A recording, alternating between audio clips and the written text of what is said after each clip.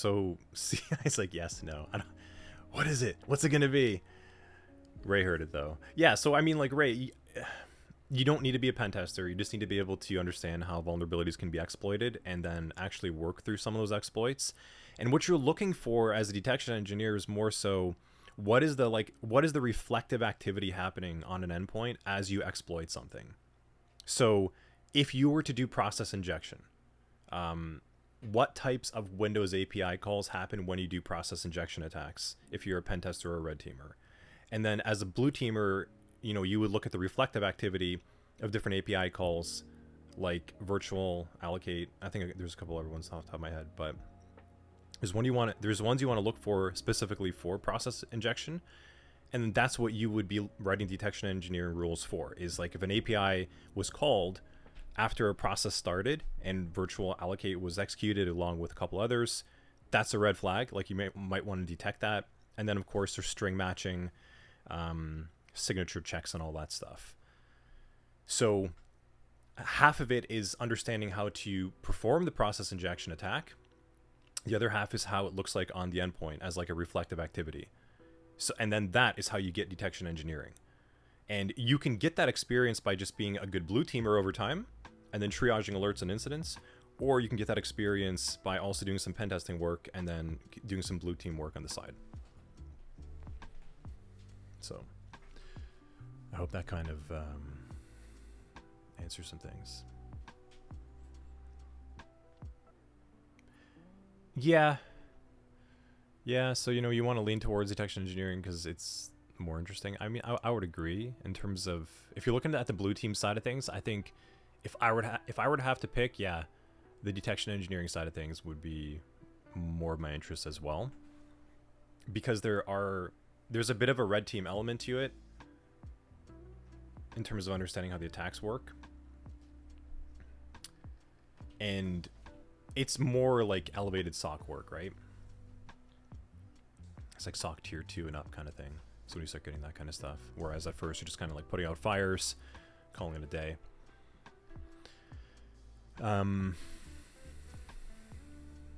Reverse engineering sounded like a kick butt title. I mean, yeah. So Chris, like, it sounds super cool, right? When you when you hear reverse engineering, and even like digital forensics, right? Like DFIR sounds really cool too, but to really specialize in that area, it takes a lot of time. Like, that is your thing, you know? So you better like it. I guess that's the best way I could maybe say it, is you better like it. Yeah. Does digital forensics require more training to specialize in? Yeah, totally. So CI, Ray, I mean, you're going to be looking at, you really need to understand how code works, the programming side of things, how to compile and decompile code, and how to look at runtime code that's already like assembled and executed, and then being able to reverse engineer that and kind of bring that back into a state by looking at like assembly, kind of reversing that back to C. And you need to understand how those languages work, how the computer interprets things, and then it's a very different type of thing to look at. Like, let's take a look at it over here. I'm sure there's gonna be like a screenshot over here if you like look at Ghidra or something.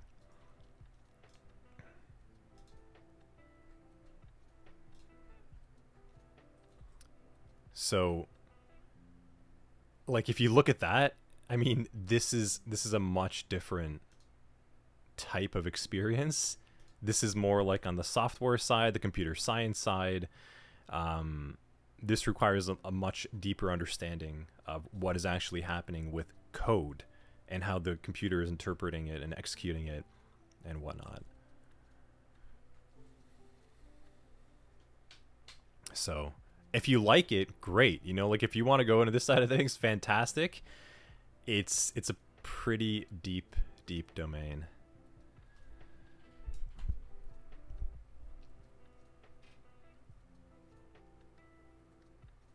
So Chris, you're saying follow Barricade Cyber Solutions and Eric Taylor on LinkedIn. He posts content as a heavy hitter in DFIR. Yeah, Yeah, good call. I mean, you definitely want to go and follow individuals like that. Like, you want to go and pay attention to their Twitter feeds, their LinkedIn posts, their Medium and blog article kind of stuff, because to be really effective in this area, like this is years and years of experience and training. Like this is their thing. It's a very specialist area to get very good into the digital forensics and reverse engineering side of things. So typically when you meet people that are experienced in the side, they've been doing it a very long time, and they centralize. They centralize a lot inside of this area. So you thought DFIR was more like recovery stuff? Initially, yes. So digital forensics and incident response, like you have to think of it as sort of tiered up. So digital forensics from like a SOC analyst perspective is you're trying to go and find artifacts that are immediately recoverable, like files, things in memory, things on disk, things in different types of folders, services, registry, etc. From like a triage and incident response level, you're collecting those indicators of compromise, what they're called, so IOCs. You're going and hunting for that stuff in common areas, and then the incident response side is to eliminate it, not eliminate rather, but contain it. So you respond to it, you contain it, and then you can put that endpoint back in operation. That's what incident response is. Like, you're responding to the incident and you're taking care of it. That digital forensics side is then taking those indicators of compromise for further analysis after that, breaking apart the code, looking at code like this and understanding how malware might be operating, and deeper levels of forensics. So it's a tiered system. As a SOC analyst, you're going to perform some level of like high-level DFIR, and then it starts to specialize further and further and further into things like this. So Ray, you're saying, do you think that we should eventually get to the point of specializing? Absolutely. But I would recommend to be something of like a T-shaped specialist. So let's see if that actually goes over here. T-shaped specialist. Yeah, something, this is a good visual to think about it. So let's kind of, let's actually zoom in a little bit on that. So a T-shaped specialist is someone who's really good in one specific domain, and then they kind of branch out with some skills around it so that they're well-rounded, and they're a strong heavy hitter in one thing, and then they're good in things that are adjacent to it, and it sort of gets less and less the further they go out from there. And it sort of happens, it sort of just happens automatically, honestly.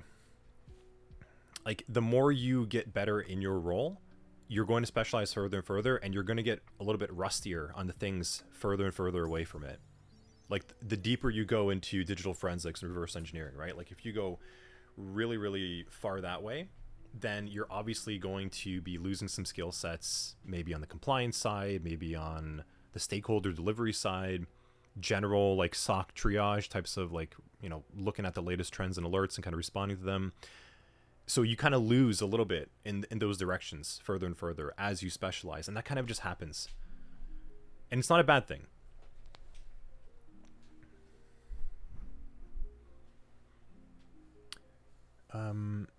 Excited to finish level effects. Yeah. So you're looking to finish up the foundations, definitely. So, you know, we've had a lot of students that have taken the foundations, and they've found that as a really good companion to like the CompTIA Security Plus, and they've gone and they've actually completed the Sec Plus test just with the foundations work. So I found that interesting.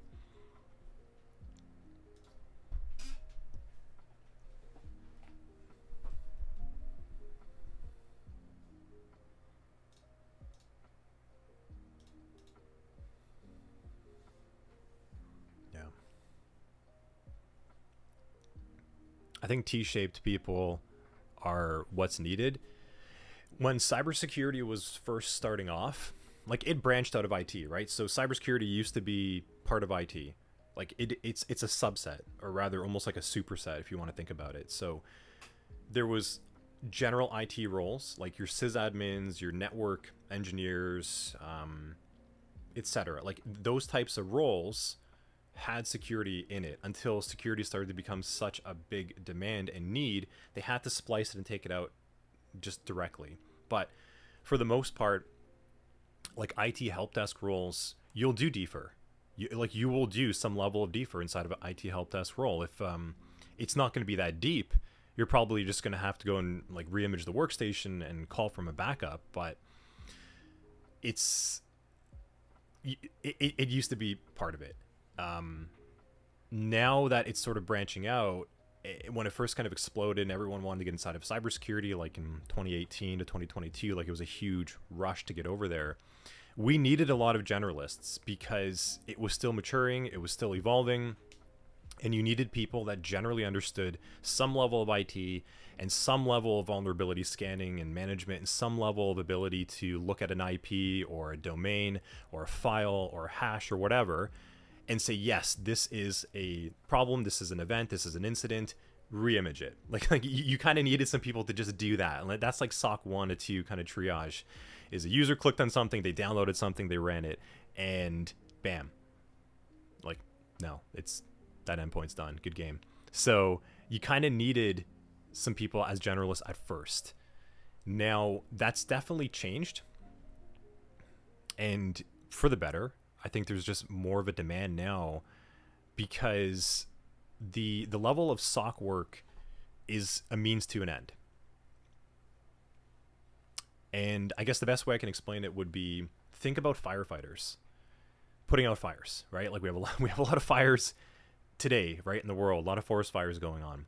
Is the solution just getting hundreds of firefighters just spraying water at the fire as it comes? I mean, that's not really going to do a whole lot, right? It's just going to keep happening. I mean, eventually, yes, I guess you could have so many firefighters that you can always put out the fire, but that's not tenable. Like there's a limit on the amount of people you could go and get as firefighters, and it starts to be a lot of diminishing returns.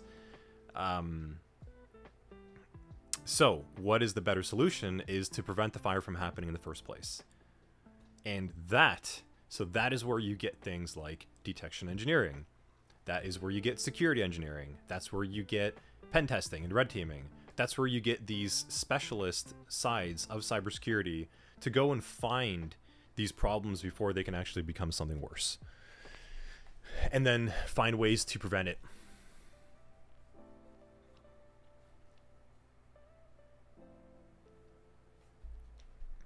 So yes, T-shaped people, that's what you're looking at. Something that we tell all of our students too is like, you want to go and kind of cut your teeth and get your experience and learn your SOC tier 1, 2 kind of stuff, but you want to start specializing. That's your target.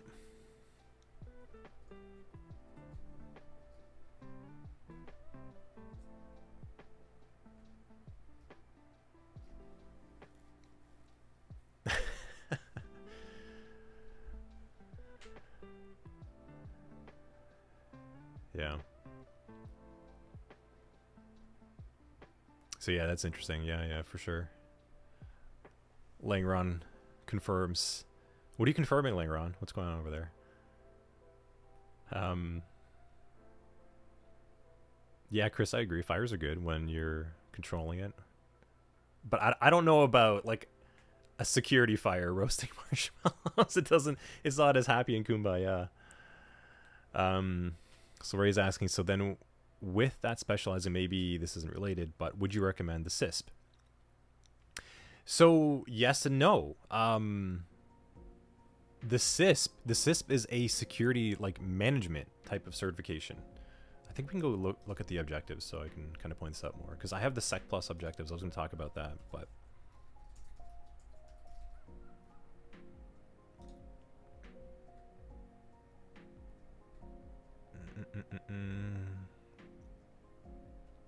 do they not have like an objective sheet? Yeah, okay. Here we go. So let me zoom in. Okay, so we have security and risk management, asset security, security architecture and engineering, communication and network security, identity and access management, so IAM, security assessment and testing, security operations, software development, security. It's I mean, that's really, really broad. And it's that broad for a reason, because they want you to be generally acclimated enough that you understand how these things work, like what's the point of these domains, why you need them, where you apply them, and ultimately how much money you need to spend on this stuff and why. So the CISSP is more of a certification for like an InfoSec manager, a CISO, someone that has been in the industry for 5 years doing various roles. And typically on the compliance side, typically like if you go the GRC route, you typically go that CISSP route actually afterwards if you want to get into InfoSec management, because it's more about governance. At the end of the day, the CISSP cert is about governance. Like, what do we need to spend our money on and why? And what do our decision makers need to know and why? And you can only provide that information if you generally understand this stuff. But it's not a practical cert. And I think if you're looking at, so, you know, chat's saying, yeah, so entry-level roles list a CISSP. I mean, I'd be super leery. If I saw a job application for an entry-level security analyst looking for a management certification, then they probably don't need an entry-level SOC analyst. You know, that's like saying, if you look at like a hotel and they have an entry-level job position for like the clerk, you know, the clerk that checks you in, like a registration clerk, and on the requirements it was like they must have a business management certification, or they must be having some type of manager experience as well too. That's going to be really weird. That's going to be a bit of like an actual red flag. Like, why are you looking for managerial experience for someone who's supposed to be doing like perimeter type of work, like that initial entry level, no experience kind of required, quote unquote.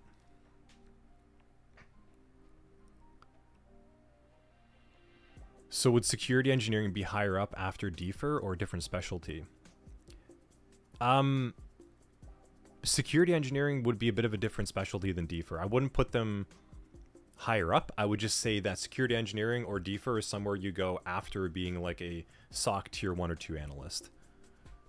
You kind of specialize in different things. Security engineering is with infrastructure. It's with automation, tools, building, finding solutions between IT and security as per business requirements. That's what security engineering is about. And then it kind of goes into like detection engineering and cloud infrastructure, network architecture, and infrastructure. It kind of like goes deeper into different ways that way. Yeah, so Chris is saying recent progression in GRC has been certified. Yeah, exactly. That's kind of where you go. If you're in the GRC route, you're on your route to management, and you need to have a general understanding of everything to be broadly effective to everyone, as opposed to being a T-shaped specialist. T-shaped specialist would be you getting on the technical side and being very good in that one area, whereas like a GRC or manager would kind of be like flat. They'd be good enough in all areas, but never a specialist in any one.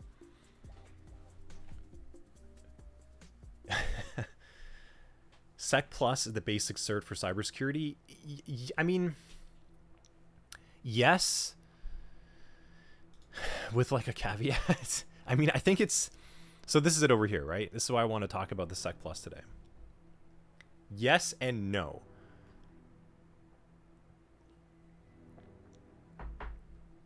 So, I mean, what do you guys think the Sec Plus is even meant to do? Like, if you hear, I'm kind of curious, like, how has marketing sort of construed your understanding of this?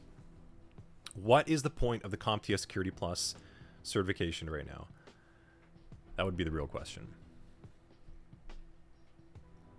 And then I can kind of go from there. And then Ray, yeah, you know, I'm seeing chat over there. I'll talk about the OSCP after. I am OSCP certified myself. I have my own thoughts on it.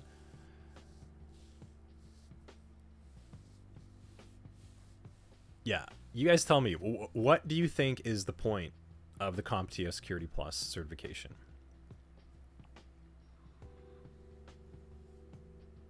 It's not bad and it's not good. Like, it's there's just kind of There's a use case for it. There's a time and place.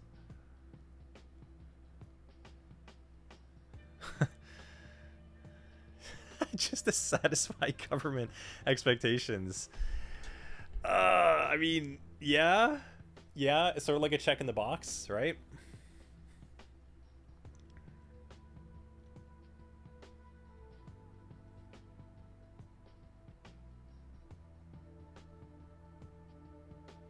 Yeah. CompTIA's got too much pull. Yeah. HR check in the box. Yeah. Okay, so I mean, let's see if you guys are saying anything in the other channel over there. It's at Discord as well. I'm not sure if anyone's around. Yeah. So yeah, I mean, I don't think it's. I don't think it's bad that you guys are saying this stuff. So yes, CompTIA Security Plus is technically an entry-level cybersecurity certification. What it's for is a check in the box, yes. At this point in time, it has sort of been standardized by the recruitment side of things in HR that, hey, if this person has it, they generally have some level of understanding of things. Now, what the certification actually is doing is it's a literacy test. And I'm not sure if you remember from school, I don't know if they're in every school, but schools typically have like a literacy test, like your abilities on reading and comprehension and stuff. That is what the CompTIA Security Plus is. It is a theoretical literacy test understanding the terms and definitions and the general descriptions of things within of cybersecurity and the security industry. It doesn't teach you the ability to compare and contrast, and it doesn't test you on that either. It kind of gives you scenarios on the certification, and I did mine. I've let mine expire now, but it gives you questions of, and some are scenarios, some are more just general descriptions, but it tests your ability to match a scenario to a description, and that's it. It doesn't give you a scenario that has multiple differing terms and things going on, and you have to apply different theory and different understanding and practical ability to determine the solution. It doesn't test you on that. So it tests your ability to speak. So if you were to go to an interview and they were asking you to describe what a vulnerability scanner is and what's the purpose of it, you would know how to do that. You would know how to explain that stuff. But if they were to ask you in the interview, when would you want to use a vulnerability scanner versus manual testing, you wouldn't really know how to answer that. You would just be able to give the general explanation of what both of those are and hope for the best. If you just studied for the Security Plus, like if you got the book, you took the test, you passed it, that is what it's testing you for. Now, that's not inherently bad, because when you are trying to learn the practical side of things, so like practical cybersecurity, whether that is triaging a compromised Windows endpoint, a malicious email, malspam, if you don't know what or how to speak and how to describe what you're interacting with, and you don't know how to search for it online and do Google searches and ask the community for help, it's going to be very, very difficult, because you have to think and speak and communicate in a different language. So you can see the Security Plus does actually have its place. Like, it will help you bridge that gap, as opposed to my computer isn't working. You would know how to specifically say, my computer is spawning a terminal once I turn on and log in, and the terminal then disappears and a browser opens, and then it goes to a website that is malicious. There's a very big understanding how to describe that is part of that literacy, part of that vocabulary, and that's what this certification is helping you be able to come to terms with. So it does have its place on the recruitment side of things. Should it be a requirement? I don't think so, but I think it is a good preferred thing to have, personally, if you can get around to it. Oh man, chat's like super like lagged over there. Hold on a second here. There we go.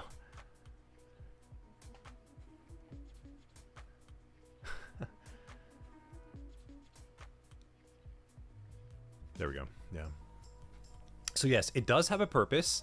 I don't think it's a requirement, but having it on your resume shows that you can speak the language. It shows that if you were to get to the interview, you would be able to understand terms and definitions, and that is actually a part of things. So you do need to actually have that. And you should theoretically get that level of experience by doing the work. Just studying and practically understanding things, going through labs and figuring out how things work will develop your vocabulary. So I don't think you necessarily need to go and study for the Security Plus. It's something that you can go and grab later on once you've done the practical side of things. So it has a time and a place. Think about it that way.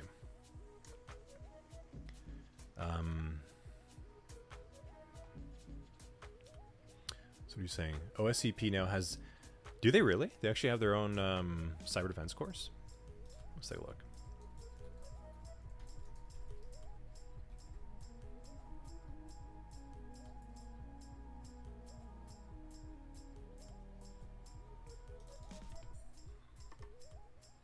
Let's go offensive security, cyber defense.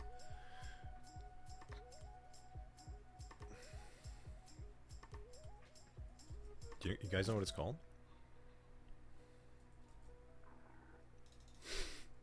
Maybe just go to the website. Offensive security, blue team, OffSec, blue team skills. That's not them. What's going on here? OSCP. Let's go here, and then let's go to...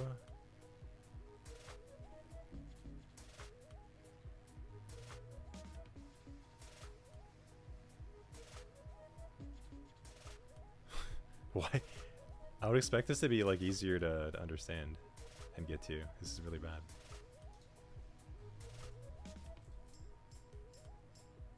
OSCC? Okay.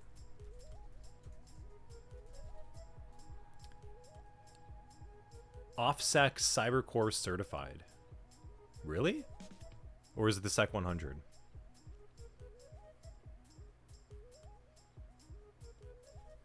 Man, I don't remember their website being... Is this actually their new website? I do not remember it being this, like, clunky. Holy. Okay. The Security Essentials course. Who are new to cybersecurity and IT. Covers a broad range of foundation topics.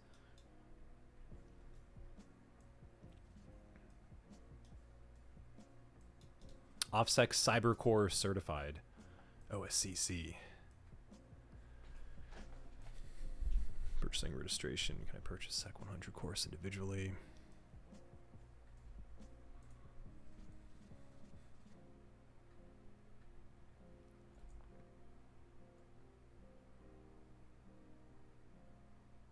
$800? It's $800 for this exam? Is that what you're saying over there? What?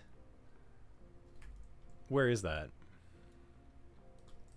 OffSec, Sec 100. Cyber Core. Here we go. The OSCC. Anatomy of Cybersecurity, Framework, Linux Basics, Cyber Fundamentals. Let's take a look at the course syllabus. Let's do this.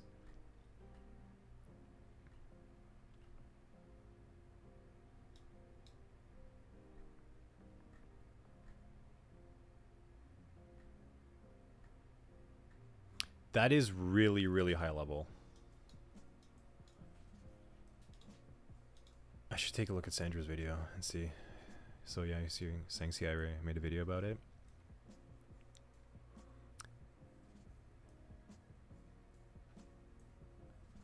Oh.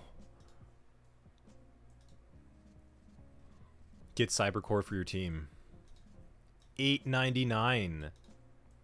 12 months. Okay, so not to like toot our own horn over here, but also to toot our own horn over here.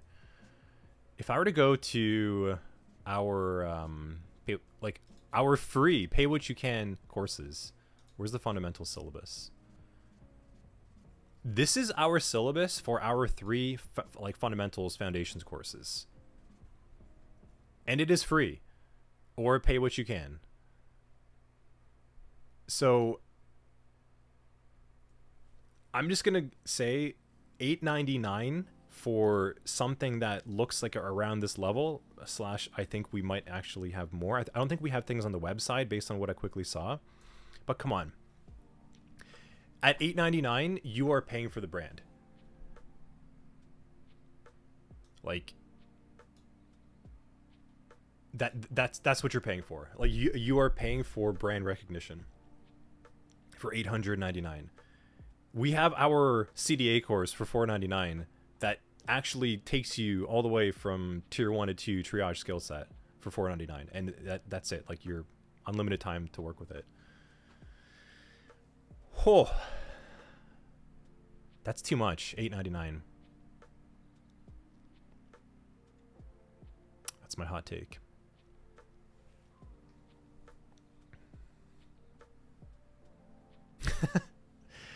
So, you want to hear my thoughts on the OSCP? Okay. So, I think that the OSCP is a good certification that demonstrates your ability to have general exposure to a lot of vulnerable machines. Okay? It tests your ability to have gone and done a few to a couple to several dozen vulnerable machines, and then you can take that certification. That's the way that I recommend you thinking about it. It doesn't test you or certify you on your ability to have performed or gained experience in enterprise networks and modern environments, and then report writing and report delivery and working through stakeholders on remediation and testing. It's not a certification for that. So if you go into it and think about it in that way, then it's very good for that, because the outcome means that you've developed the ability to look at a very broad range of potential ways that things could be misconfigured. Okay, and like kind of key point there. Ways that things could be misconfigured and then exploited with public level POC code, like proof of concept or exploit code. Now, in that regard, that means if you were to take that certification and pass it, then you as a pen tester probably have a decent ability to look at things that are vulnerable and then find the answer. So it's good for that, but it doesn't mean that you are a good pen tester. And that's going to sound so controversial, because the other side of things of pen testing is your report writing, your report delivery, your ability to line up business risk with cyber risk and then communicate that to someone to action on it right away. That is a good chunk of your ability as being a good pen tester. And it doesn't test you for that. Your report that you hand in tests you on your ability to have a screenshot showing that you obtained a level of access to a system, and that is it. So you're not being graded on your ability to communicate like vulnerability findings, the depth, how accurate you are aligning that like with cyber threat intelligence to like the MITRE framework, to models.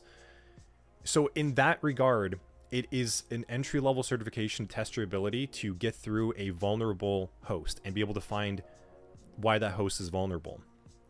But the remainder, it doesn't test you for. And that is why I think a lot of people do have a bit of a flack towards the OSCP, is because it's also marketed in such a way that this is an entry-level OSCP, it's on job requirements. But I've worked and I've met pen testers that have their OSCP and cannot get their client to understand why they've done anything of value. And they didn't last long as pen testers, or they took a long time after that to get very good at that other side. So,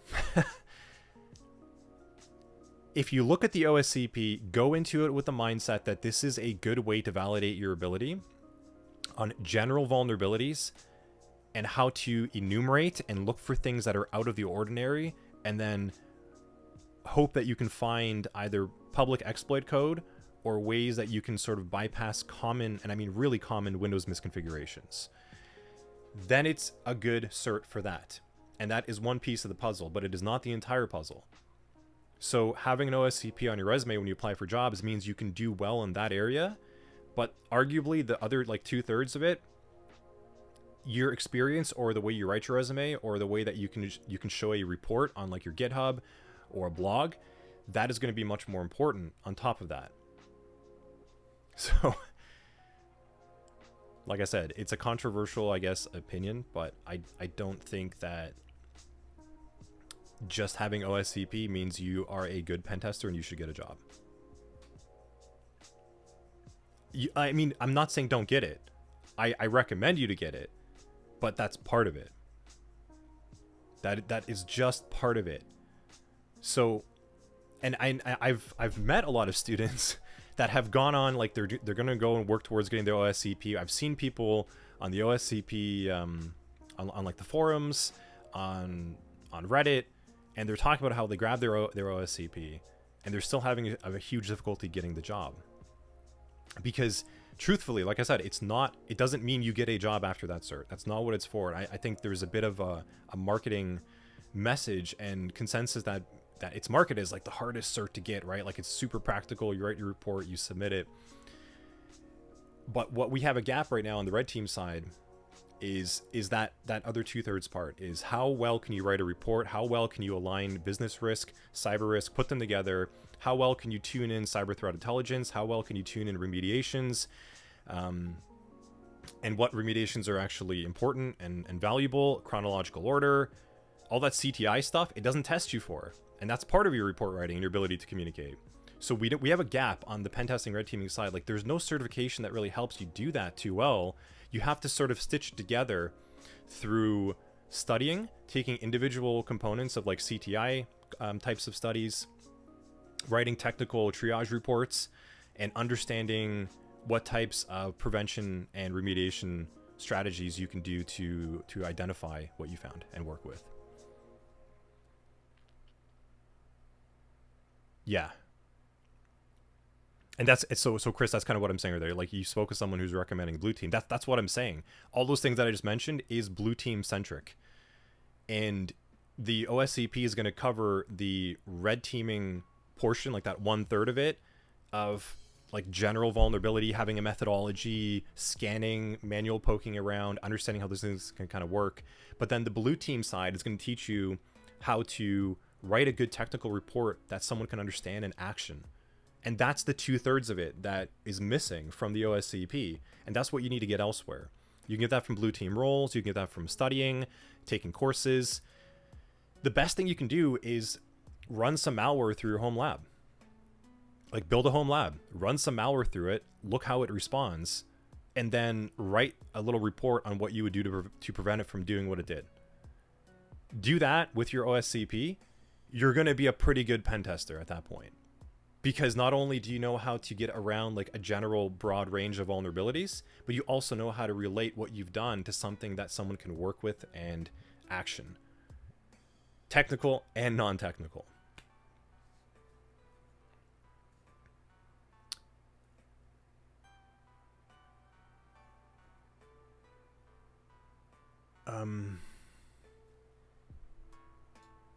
Let me just kind of scroll up over there. So Lang is saying, what do you think about the CySA certification? The CySA I kind of have my own gripes with as well too, because again, I think it's more of like a brand of what you're paying for.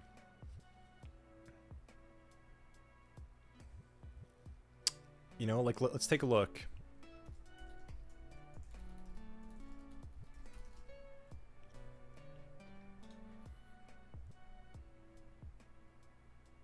Do they have objectives? There you go. Okay, so what are they testing you on here, right? SecOps, vuln management, incident response management, reporting, and communication. So if you were to go and how do I minimize that chat over there? Div, not interested right now. Thanks though. So if we kind of look at this, these 4 areas are what you should be aiming for. Like, you should be getting stronger in this. Recommended experience, they're saying, is 4 years of hands-on experience as a SOC analyst.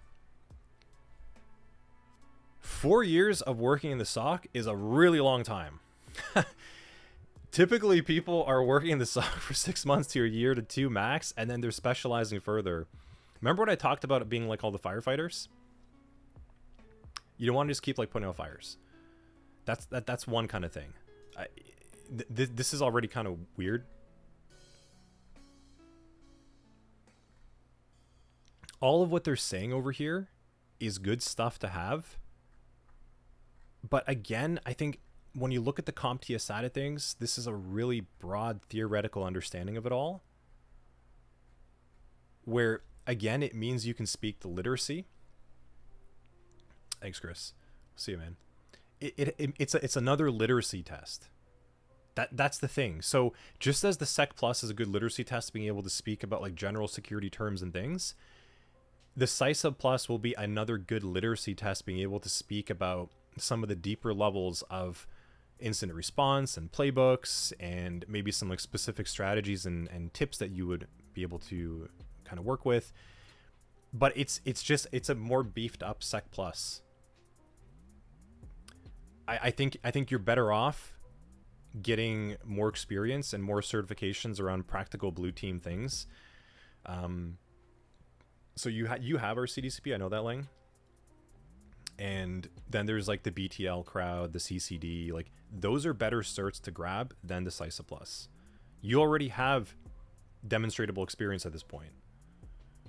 So a Sec Plus is probably what you want to grab before CISA Plus, and then you want to get some other blue team centric practical certs like the CCD, BTL, ours, the CDCP, which you have, and get out there and start applying. But you should also be building a home lab. That's another thing. You should be out there building out a home lab.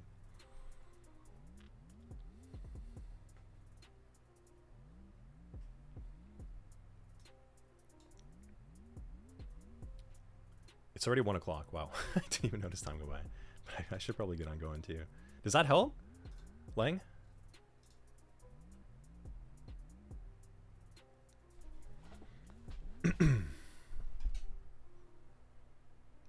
Cool.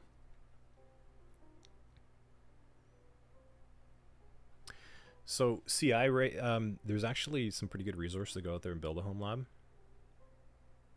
I'm trying to remember that guy's link. I'll find it. I'll drop inside of Discord after. But there's a pretty good walkthrough, and we have one of ours that I think we need to update a little bit, but that's also not bad. A home lab is just literally getting a virtual hypervisor. Like you want to get like VMware or not Hyper-V. Hyper-V is not that. It's okay. You want to get a VMware VirtualBox, and then you want to be able to simulate attacks. So you want to get like a Windows box inside there, a domain controller, configure it, and then use that Windows box to go and run some malware, and then have another box for like forensics and incident response, and get inside there, find out what happened in the box, perform a triage, kind of like what you've been doing a little bit in the fundamentals, like learning towards the end with the Windows triage. But that's what you want to do, is you want to build that there, and then write reports on it. Go and write reports. And then post that on a blog.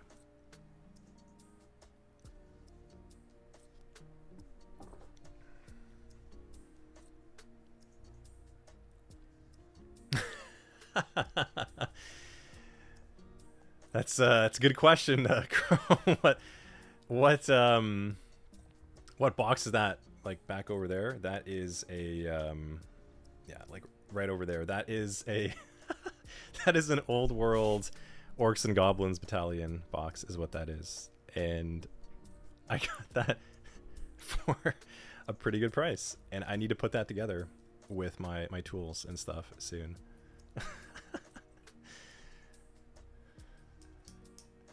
That's my workbench. I need to clean up the back area, but yeah, that's my workbench for stuff.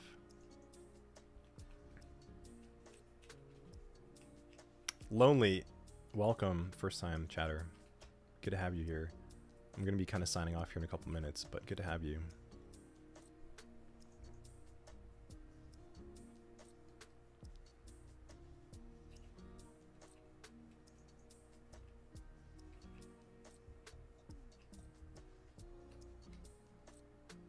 I don't mind sticking around another minute or so over here though, Lonely, if there's something you wanted to ask. Is the home lab the same as doing projects? Better. I mean, it's the same. Yeah, it's the same thing, but it's better because it's your project. Hey, Baloo. Yeah, it's better because, so if I were to give you a project, if I were to be like, hey, go and build this thing, there's a bit of a problem with that. That relativity is just for me. Like, I think it's a good idea. It's something that I've been through. And it's probably a good recommendation to start with based on my experience. But your projects that you come up with are going to be the most engaging for you because you came up with them, you're interested in them. And if you're interested in engaging in things that you want to do, you're just going to have more fun doing it. Like, you're going to stay more committed. So it's good to come up with your own home lab projects. And Ray, what did I want to talk about? I mean, this is it. I just kind of want to like talk about random stuff about the industry and questions you guys had and rant. It's a Friday rant session, apparently. Yeah.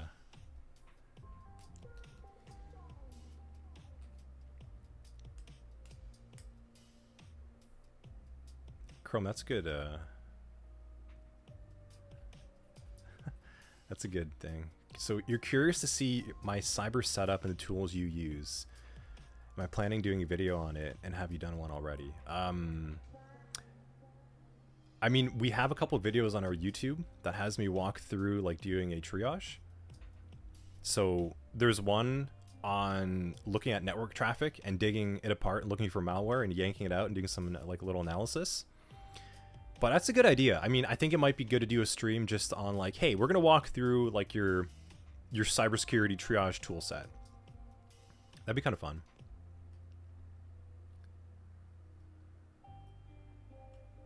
Yeah, Ray. I mean, I didn't come in too much plan. I just had some bookmarks to talk about, but it's more about just like answering things you guys want to talk about and then reviewing some stuff. And CI, yes, you're welcome.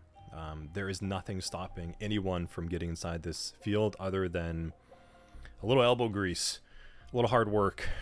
That's about it. That's it.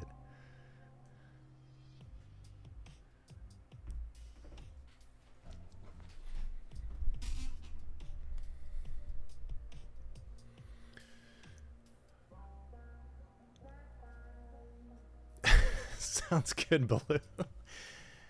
Sounds good. Lang, can you repeat which blue team certificates are better instead of CISSA Plus? The best blue team certificate than any CompTIA cert is your home lab. First of all, do that. Like, build out a home lab. That is the best certificate you can do and demonstrate. It's even though it's not a cert, but I hope you know what I mean in terms of like demonstratable value. But then if you want to go and get some industry stuff, go and get the blue team labs. So the BTL 1 has some pretty good recognition. The certified cyber defender CCD is good, and those are good, accessible, they're not too costly. And then of course our CDCP, which you got. But home lab, man, home lab.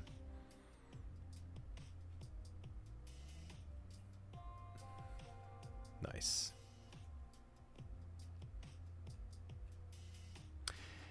Yeah, I mean, so CI DFIR does, but they're more so on the SAN side, and they're really pricey.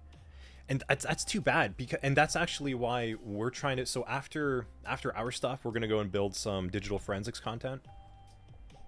There needs to be something more accessible, like in the couple $100 range. Otherwise, like, you're looking at SANs. That's a ton of money. Like thousands.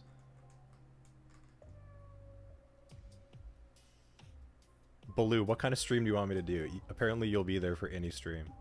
And I think Chrome wants me to do a stream talking about my setup. Speaking of SANs, do you think their certs are worth it if you could? Yeah, totally.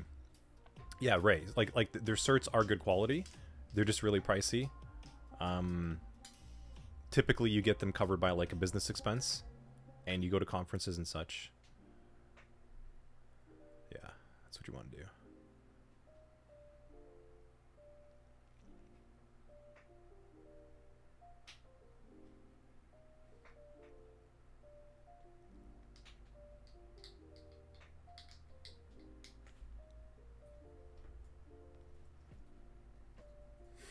You're welcome, Chrome. Yeah, there's another stream. I think we're gonna do this every Friday and kind of just change the topic a little bit. I honestly think there's more we can do and talk about this as well, but we can change up the topic every week. It's just gonna be, this is our FAQing Friday session. Talk about anything and whatever around a certain topic. In this case, it's career. I'm happy to do resume reviews too. Like, I can do resume reviews live on stream if people want to submit them. That's totally cool. So next Friday, Chrome, make sure you're here. Show up. We're going to do some stuff. And maybe I'll do a stream soon on what you were talking about. Let's go and like do like a quick little malware analysis.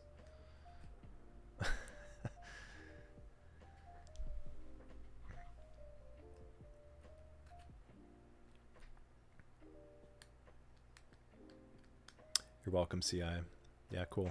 Okay, so I need to figure out how to Lang. Yes, there are. I mean, a little bit. So any changes the new cohort compared to the winter one? The self-paced material is way better now because we had to convert everything live into a self-paced format. So you actually, all the live classes that I think you know, we actually had to go and build self-paced content for.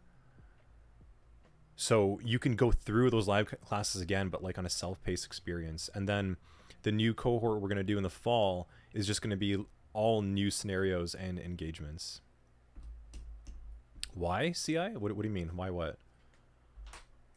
Why what? What?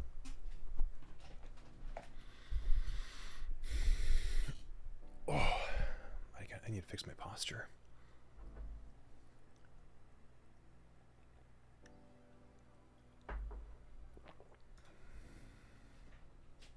One last question, and then I gotta call it.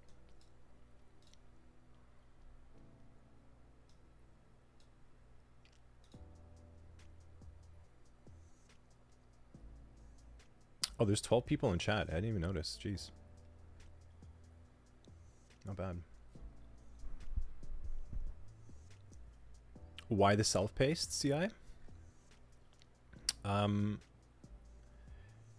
Because, like, okay, so a live cohort training experience is good, but like that's still $5,000.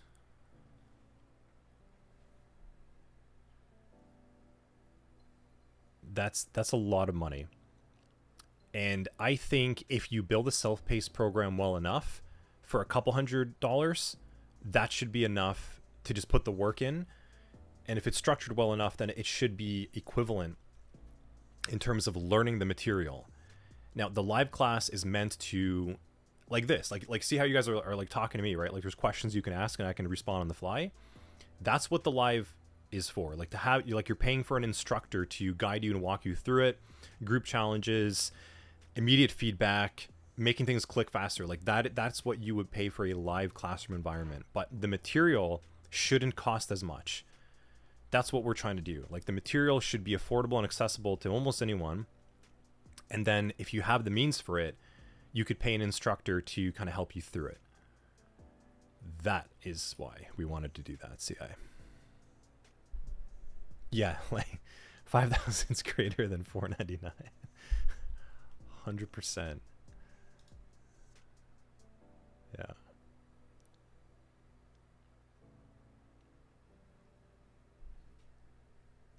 Cool. All right. Well, thank you everyone for coming by. This has been a FAQing Friday episode over here at Level Effect. August 2nd, whole good chat about the career and industry side of things, certifications and stuff. I hope it's been helpful and valuable. And we'll see you next week. Next Friday will be another episode over here. And we're going to do something cool, something fun. So thanks again, everyone. Have yourselves a good weekend. I'll see you inside of Discord if you have more questions.